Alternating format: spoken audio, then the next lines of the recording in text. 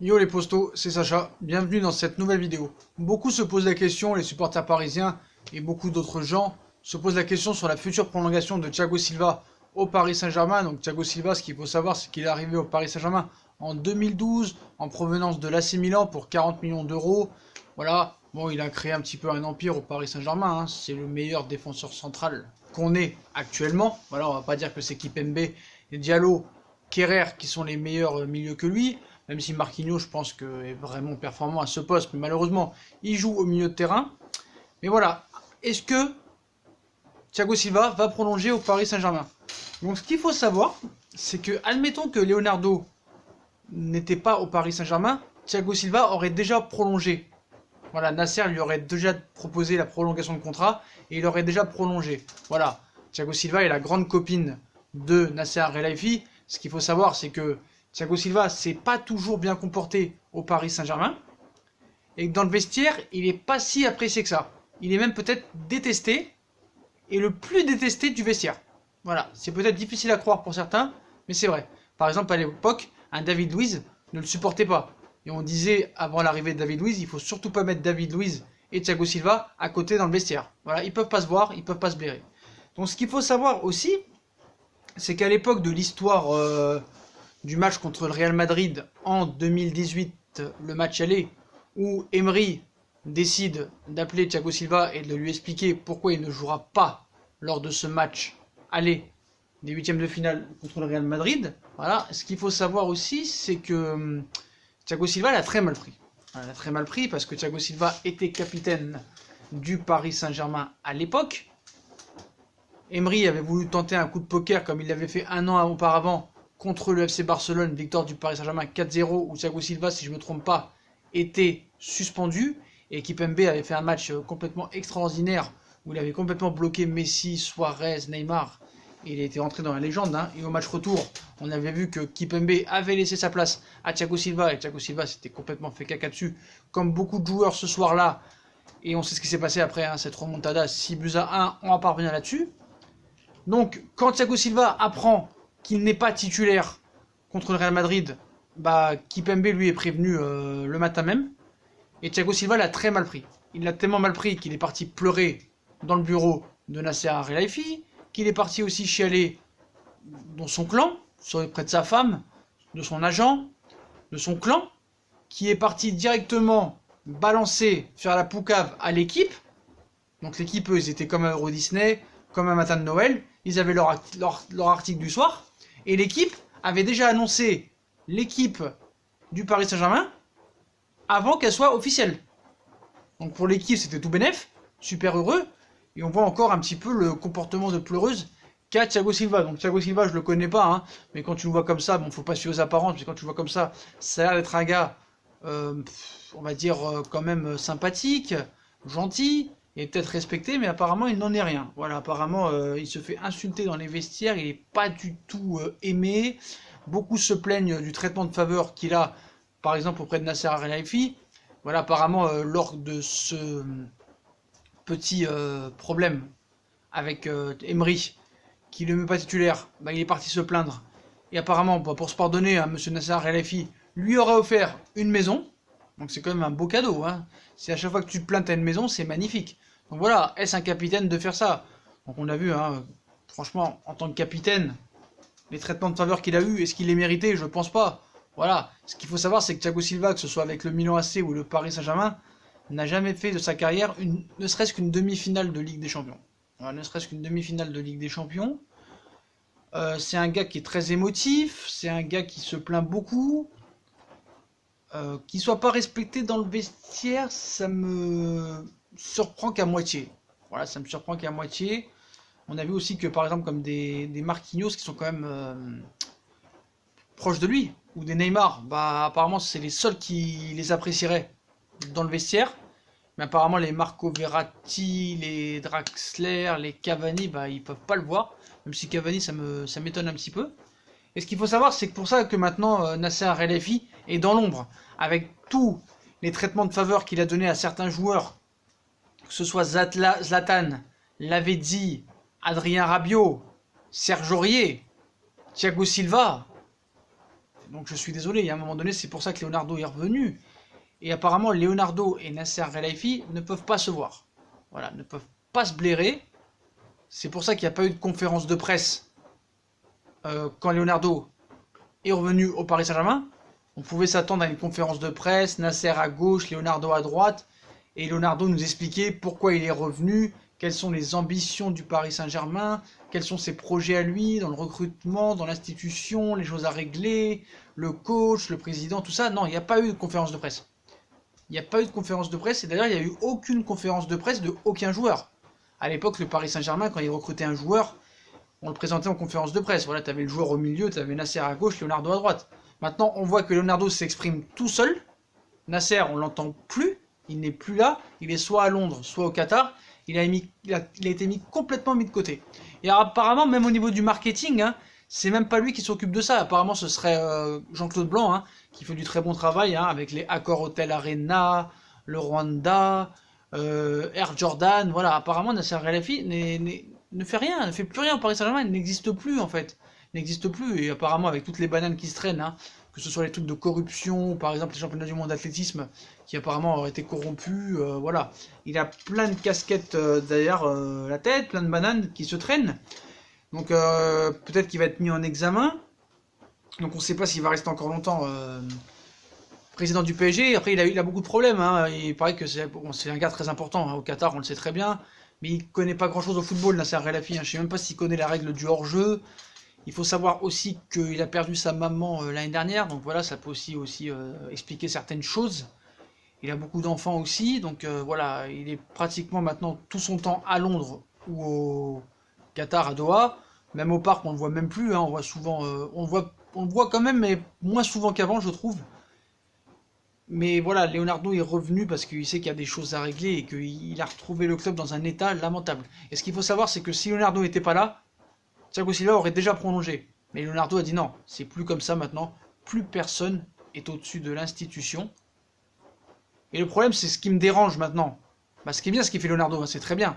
Voilà, maintenant, la condition sine qua non. Parce que ce qu'il faut savoir, c'est que c'est Leonardo qui a fait venir Thiago Silva, hein, du Milan AC au Paris Saint-Germain. Voilà, parce qu'il le connaissait, et c'était l'un des meilleurs défenseurs du monde à l'époque.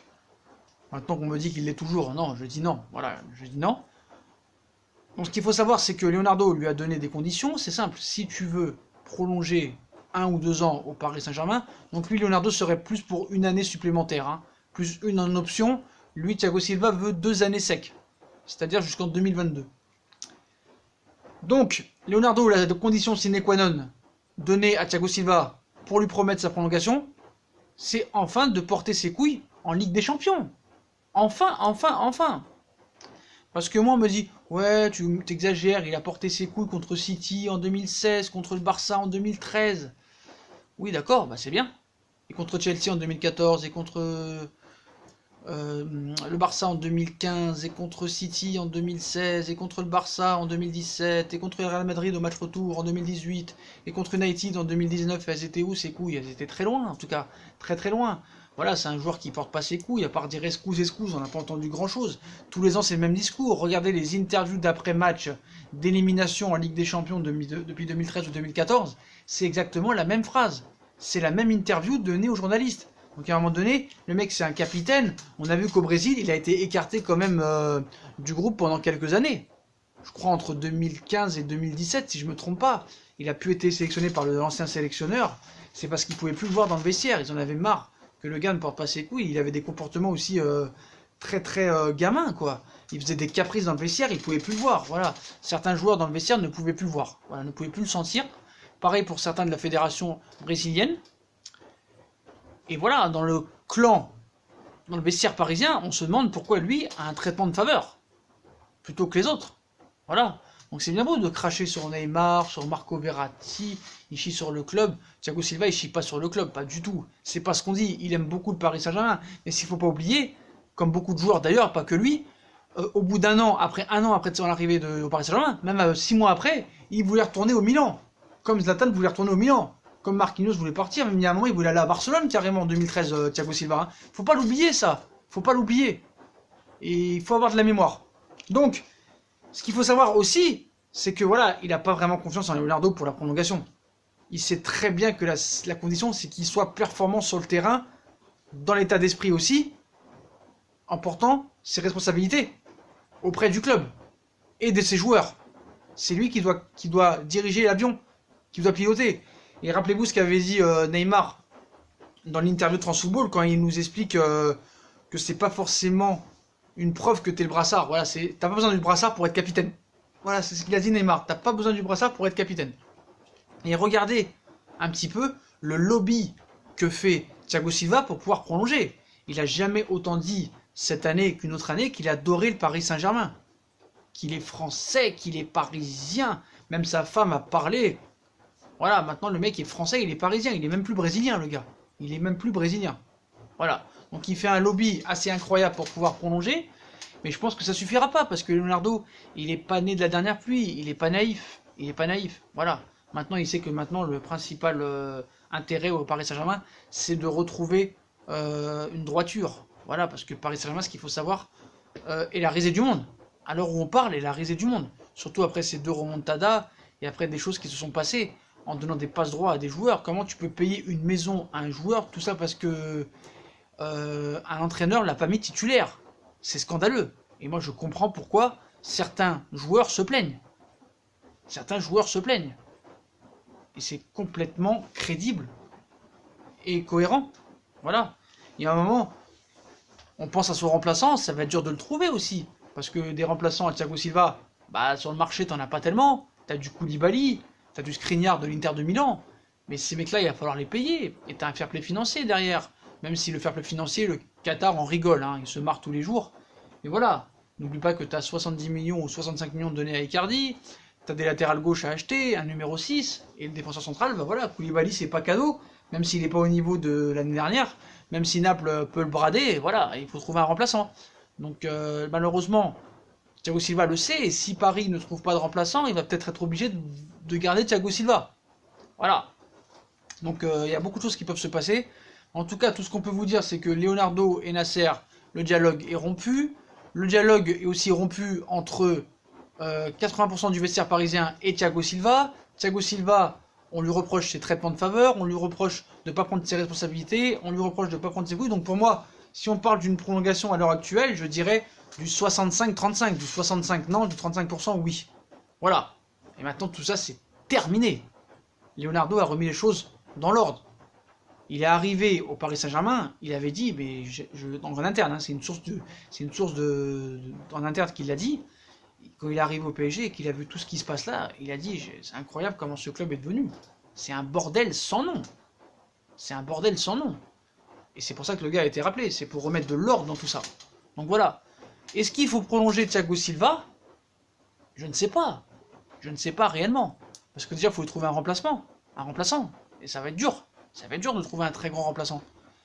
Et le problème, c'est que, je suis désolé, toutes les premières parties de saison, Thiago Silva est toujours monstrueux. C'est à partir des 8e ou des quarts que tout se perd. Et tout s'effondre. Et que ça perd les couilles.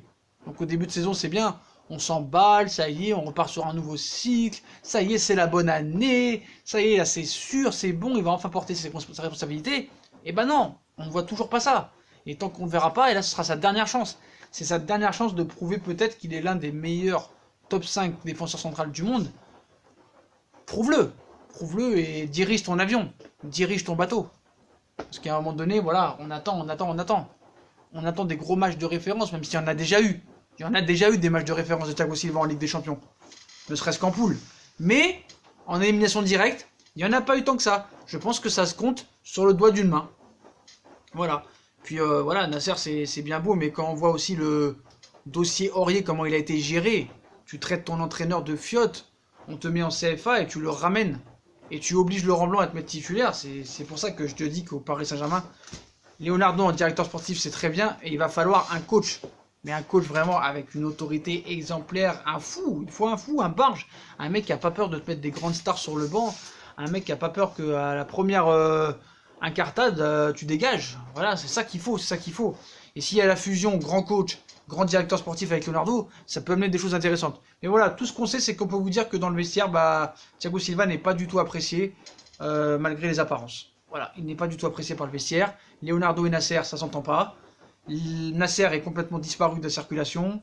Leonardo, c'est lui qui dirige tout. Il y a un moment donné, il va falloir aussi qu'il ait un acolyte. Un acolyte. Donc Jean-Claude Blanc, c'est bien pour le marketing, tout ça, mais au niveau du sportif, je ne sais pas si c'est vraiment très bien ce qu'il fait. Voilà. Donc voilà les postos. Donc voilà sur cette petite vidéo sur Thiago Silva. Hein. Voilà, dites-moi en commentaire ce que vous en pensez. Voilà, de ses relations avec les autres joueurs. Donc Nasser, lui, il l'aurait prolongé direct. Hein. Voilà, s'il n'y avait pas Leonardo, il l'aurait prolongé direct. Mais avec Leonardo, ça se passe pas comme ça. Voilà, maintenant on va être pragmatique et on va attendre. Et on va être prévenant. Voilà, ça sert à rien de se précipiter. Voilà, on se rappelle maintenant qu'il y a eu trop de prolongations précipitées. Voilà, c'est très clair. Donc maintenant, faut se calmer, faut regarder, faut régler les problèmes, faut visualiser, il faut observer et puis faire n'importe quoi.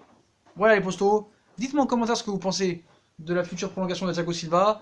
Qu'est-ce que vous pensez des tensions qu'il y a entre lui et le vestiaire, du traitement de faveur de Nasser El-Khelaifi pour Thiago Silva. Dites-moi en commentaire ce que vous en pensez. Puis n'hésitez pas à liker, partager, commenter la vidéo, à mettre un petit pouce bleu, ça m'aide beaucoup, hein, ainsi que vous activez la petite cloche pour vous être au courant des notifications, pour recevoir les notifications.